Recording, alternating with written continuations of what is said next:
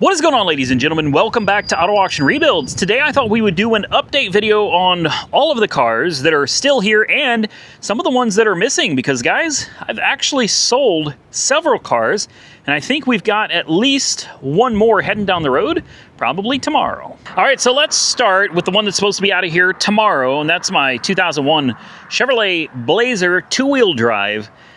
This is absolute junk, and I made a mistake buying this. I admitted that before. I'm not going to get into the details, but I bought this as a parts truck, and let's just say the truck that I bought it for never came up for sale. So this is going down the road. I got a guy that's supposed to be coming by tomorrow. He's just going to get it for parts. That's it. Scrap parts truck, not to be repaired. Next, this one actually sold. Finally, the 2015 Mustang EcoBoost sold. Oh, dude, did the dog piss on the bumper? It did.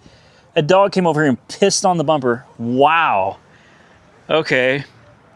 That's nice. Anyway, this car, I was hoping for a little more out of it, but honestly, you have to realize when you're a business owner and you're trying to sell products, you have to realize that even though you think a product may be worth more money, if it goes up for sale over and over and over again and it never sells, it's not worth what you think it's worth. And it's disappointing and it's frustrating, but you have to be able to come to the realization that your car or your product is not worth what you think it's worth. Now, this car looks absolutely horrible right now because of all of the fires that we had in Oklahoma. All of this is just dirt and soot that's all over the car. No, I'm not cleaning it.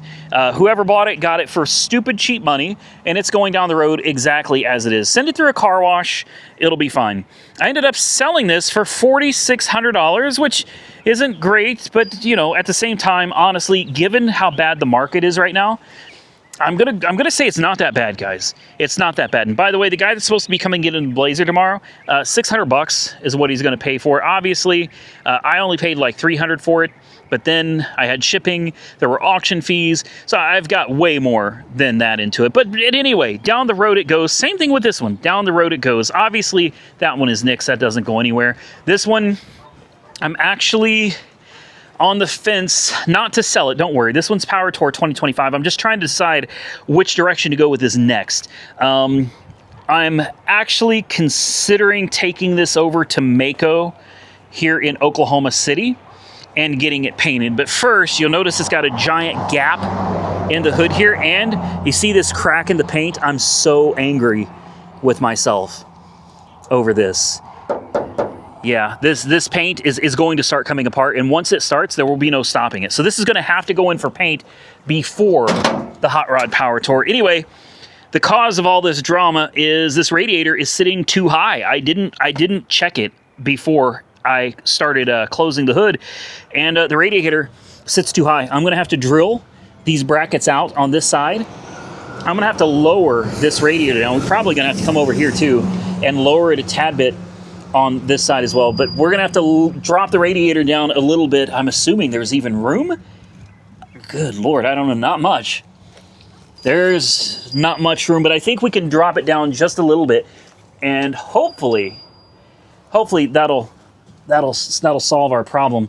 This thing has just been sitting out here for so long. I think with a fresh coat of bright red paint, though, it's going to look really, really, really good, guys. This thing's gonna come back looking so dang good. I'm excited about it. This car, we've talked about this many times, and this one has become like the bane of my existence. This is the proverbial thorn in my side here. This is the car that, above all the other cars that I've been having a hard time selling, this is the one that I just can't accept. But unfortunately, the market is not biting on this car for what I'm trying to sell it for. So here's what I'm going to do. I've decided, even though in a previous video I said I would never it'll rot in the driveway. It doesn't make sense, guys. It doesn't make any sense to take a car that runs and drives and just let it sit into the dirt and sink and rot away because you're upset that it's not bringing the money. Here's what you get. Okay, you got two options when it comes to a car like this. I thought for sure this car would bring $5 or $6 grand. Every time it goes to auction, the best I've gotten out of it is like $3,100. $3,100. And pretty regularly now, it's bringing about 25. And that's it. 25. So here's the choice. You get two choices here. You can either And I've got about 6 grand into it. I want to make that very clear. I've got about 6 grand into this. So if I let this go for 3 grand, I'm losing a lot. If I let it go for 25, I'm losing even more. So here's the options. You can keep the car, which is doing you no good, sitting in a line of other cars, just sitting here, that's fine, and you're out 6 grand. Or you can make the adult decision and say, I messed up. The market's crashed. Things have changed since I bought this car. It's not worth what I thought it was. I made a mistake. You can sell it, whether that's for $2,500, $3,000, whatever it brings, you can sell it, get that money back, and be rid of the headache. Or you can just sit here and stare at it every day, not have any money at all, and just watch the car sink into the dirt. Well, I've decided it's time to make the grown-up decision. Man up, take responsibility, and sell it. So at this point, I don't care. If it brings $2,300, I'm selling. If it brings $2,100, I don't care. I'm selling it. Yeah, I'm going to lose 4 grand. If I lose 4 grand, I lose 4 grand, but at least I get 2 grand of my money back that I could put in the bank and use for any number of other projects. So here it is, guys. If you see this thing up at Copart or on ACV auctions, this is it. Like, this is the end. Whatever this thing's gonna go for, it's down the road, and we'll come back and I'll be happy to tell you what it brought. You may notice that sitting over here used to be a blue 347 stroker supercharged Mustang, and it is gone. Guys, you wanna know what I sold that for? That one, I actually did pretty well. I sold it at ACV auctions, and it brought around, I think it was right around $4,500, which, again, I thought it was worth more. Somebody got a steal of a deal on it. It's in Wichita, Kansas now. A dealer bought it in Wichita. They commented on one of my Instagram posts, said that it's for sale. So if you can find it in the Wichita area, you can buy it. I'd be curious to know what they're trying to sell it for. But either way, it's gone. You know, $4,300, $4,500, whatever it was, whoosh, down the road it goes. And the best part is, because I sold it at ACV, my seller fees were half the price that they are selling at Copart. So instead of charging me $300 to sell it like Copart does, ACV only charged me $150, and down the road it goes. And then with some of the money I've gotten from some of these cars, you can see I've bought some new cars, guys. I got the Cadillac Escalade EXT that I paid $3,000 for, again from ACV auctions, and the fees, they were only $265. If this had been at the salvage auction, I'd have paid over $1,000 in fees on this. Then you get over to this one, my Hummer H2 SUT. I picked this up from ACV auctions for 9 grand. 9 grand. 6-liter, both of them, both red lights, which is sketchy because you don't know what you're getting, and they're yours. Both of them, they actually run a drive grade. Both of them, they have a few minor problems and quirks here, but like nothing that would keep you from being able to go out, drive them, tow with them, and enjoy them. And the fees, $265. That's. Are you kidding me? On a $9,000 car, this thing would have cost me probably 12 grand out the door. Now we've got the Cobra over here, and I've ordered some parts to try to finalize the repairs on this. We are close to being done. This one it's really close. The main things that this car needs, that I know of currently anyway, is the emergency brake. The entire mechanism needs to be replaced, okay? There's a switch on there that runs the convertible top, and if that switch is not activated, the convertible top motors will not work. So I've got a new e-brake with the switch that needs to go in. I've got a new convertible top push button that needs to go in as well. We've got a brake light switch that we need to install. I've got a new blower motor and blower motor resistor because this thing has no climate control of any kind. And since the water was up to, you know, like here, most likely the blower motor and resistor were underwater. So probably best to just replace those. Once we do those things, if the convertible top works and the climate control comes back to life, at that point I've got to decide what to do with it. And I'm torn on this one. A big part of me just wants to keep it because you're not going to find another low mileage Cobra like this. Not for this kind of money. Not for this kind of money. And God only knows what this thing would actually bring at the auction. So maybe I'll list it up just to test the waters and see what it brings. And if it does well, I'd probably let it go. But otherwise, this thing would have to do pretty well for me because I think all in, I've probably got about 6 grand into this car. You know, I put a clutch in it and a flywheel, pressure plate, throwout bearing, pilot bearing, the new headlight, brand new tires, new starter, and then all the stuff that I'm putting in it currently. There's been some work put into this car, so I'm not going to be so easy or quick to let this one go. Next, we got I think it's a 2002 Lincoln LS. This is the V8 variant, and it's got Michelin tires all around. This one was salvaged for an incredibly stupid reason, man. The interior, it's got like 127,000 miles on the odometer. V8 engine, runs great, climate control works, like heat and air conditioning, everything. It's got great matching tires all the way around. It was salvaged because somebody tapped it on the bumper and it put some scrapes here, and there's a little crack in the chrome and a little crack in the chrome here, and then this taillight got cracked somewhere because it's full of water. I bought a new taillight for like 50 bucks. The ABS light's on. We'll probably need to diagnose that and figure it out and give it a bath. But yeah, this one, incredible deal, guys. I got this for 2,500 bucks from Insurance Auto Auctions, which means I've got about $3,500 into it total. And sitting next to that is another one that I got from Insurance Auto Auctions. This is a 2000, and is it locked? No, a 2008 Mercedes-Benz ML320 CDI diesel, guys. I got this for 1,500 bucks, which means it was a little over $2,500 out the door. This one is going to be going up for sale, by the way, soon. I'm going to get this cleaned up.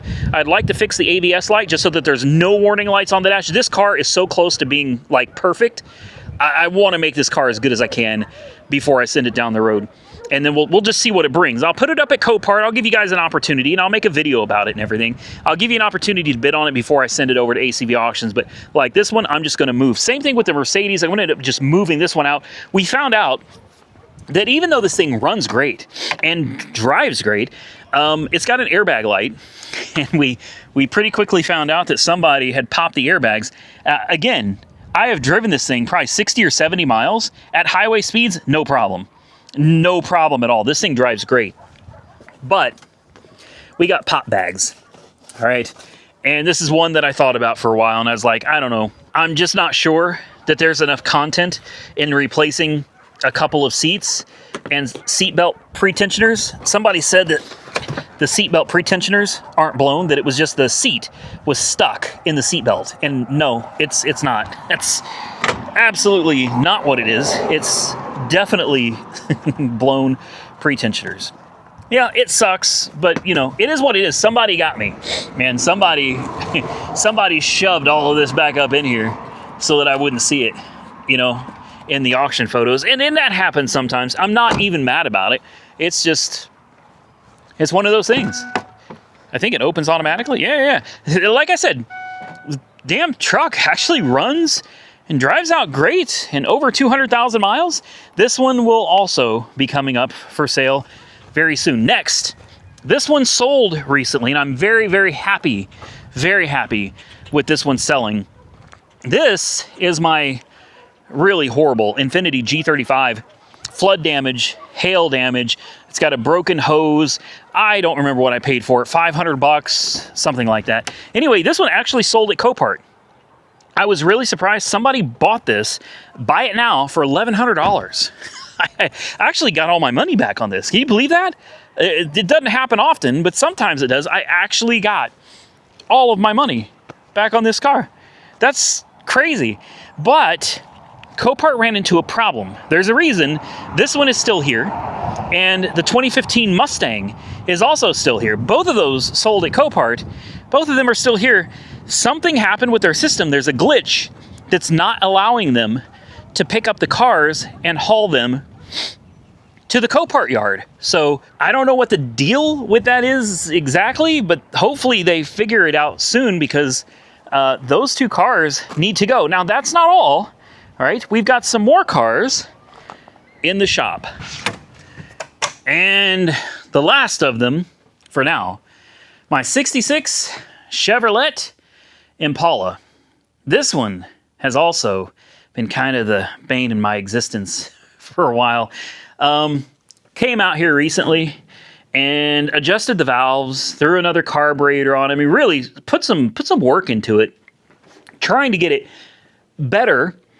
And it's somewhat better than it was, but ultimately, I've decided I'm done trying with this engine. All right, and I know a lot of you guys are going to be really upset about that, but I got a video coming soon because I got parts for this. I got sponsors. I'm happy to say for this car, I've got more sponsors than I've ever had on a project before. All right, we've got some really big names stepping up to the plate here to help us turn this thing into an amazing monster of a car. So don't miss it. We're gonna have some fun coming up here in the near future on the 66 Impala. Next, my little BMW i3. Man, I got to get some videos for you guys started on this very soon. I actually drove this around, I don't know, for about a week, and I love this car. This is another one I got stupid cheap on ACV auctions. They listed it as having internal engine damage. Now, this is an electric car, but it also has a gas motor, a scooter engine, in the back. That scooter engine actually charges the battery, which drives the electric motor. So it's kind of cool because it can run out of electric range, and as long as you have gas in the generator, it will keep recharging the battery, and supposedly you can keep driving indefinitely. Now, Monkey Wrench Mike and I are going to test that theory. Okay, it's my theory that we can do this. Now, I had to do some custom programming on the computer to make this work, but I came out here the other day and I spent some time going through it and doing a little bit of coding, and I think I've got her. If my theory's correct, I think we should be able to drive this from Oklahoma to Indiana, almost 700 miles, without ever charging the battery. The problem with this is that I could also be very wrong. And if I'm wrong and this doesn't work, we're going to end up on the side of the road needing a tow truck. So, I don't know. I don't know. We'll see. We'll see. I worked really hard to get this car ready for this trip. We don't have a date set yet, but coming soon.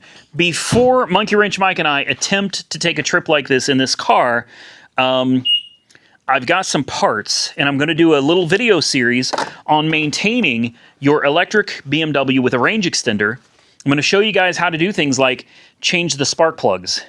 Yeah, that requires removing the intake manifold. It sits, I need the keys again. It all sits underneath this cover right here. There's a metal cover here, and we have to take that out, and everything is under there. I'm going to go through everything, guys. We're going to change our oil and our oil filter. We're going to change our spark plugs. All right, and I've got a few other little components. We're going to check all of the coolant. There's 3 coolant locations in this car, and one of them is very specific. It is BMW only. You cannot mix it with anything else.